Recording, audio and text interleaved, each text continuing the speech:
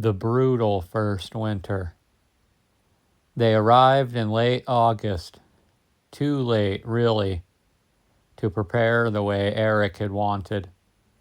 The land had looked promising, wide open and flat, with dark soil that crumbled richly in his hands. There were cottonwoods along the creek bed and hills in the distance that gave him a sense of shelter. But there had been no time. No time for a proper house. No time to dig a deep enough root cellar. No time to gather the kind of stores needed to last a prairie winter. Still, Ingrid had smiled that first day. She stood beside him in the tall grass, one hand on her swelling belly, the other shielding her eyes against the sun, and said, "It's wild, but it's ours." Eric had believed then that they would endure anything. He had not yet learned how hard the land could be. The snow came early that year, in late October. A hard, sudden blizzard with wind that screamed across the plains like something alive. Eric had only just raised the walls of the one-room cabin, and the roof was nothing more than rough-hewn boards covered with tar, paper, and sod. That night, the cold came in through every crack. The wind found them no matter how tightly he stuffed the chinks with mud and moss.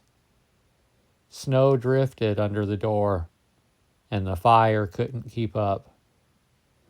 Ingrid shivered so violently, he laid his body over hers beneath the quilts, just to keep the child in her belly warm.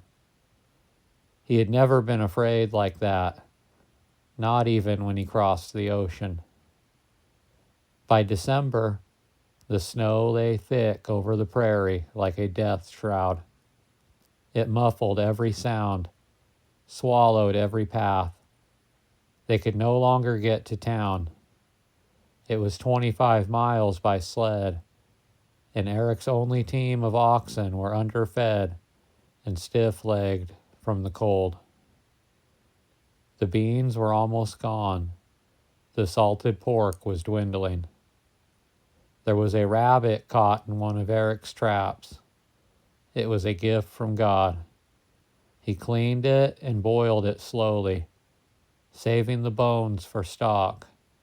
Elise, only 6 then, cried when she realized what dinner was.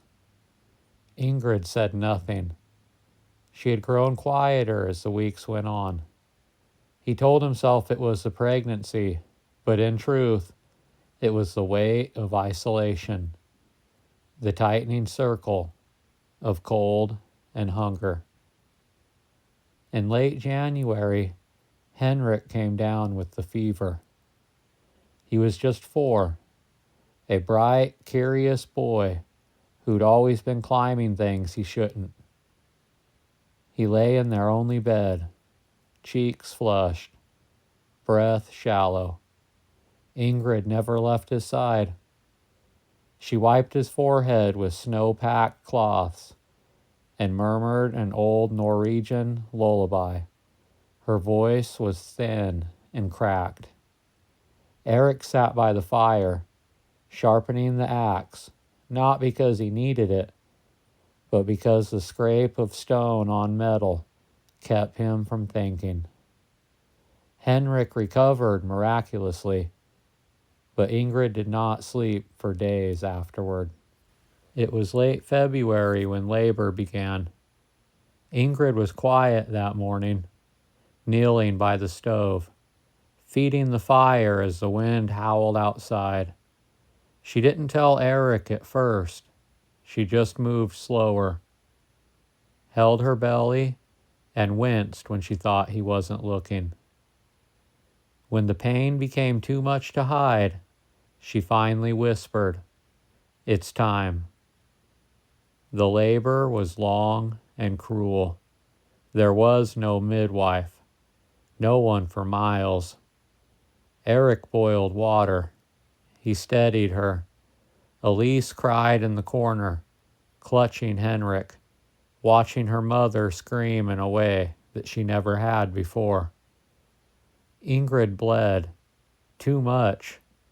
The bed sheets were red and ruined, and Eric thought that he might lose them both.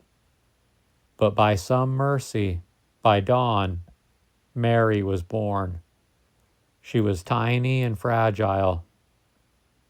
Ingrid stared at her child with a stunned, glassy look, half relief, half disbelief. Then slowly, she began to sob. Not with joy, but with exhaustion, with something deeper. March brought the deepest cold. That was when the coyotes came closer to the cabin. Eric would wake at night to the sound of paws on snow and the soft whines in the dark. Once he stepped outside with his rifle and saw 3 of them sitting just beyond the firelight, watching the cabin. Not afraid, just waiting. Inside, Elise began coughing. Ingrid stopped speaking altogether. She would just sit by the cradle for hours, rocking Mary, even when the baby slept.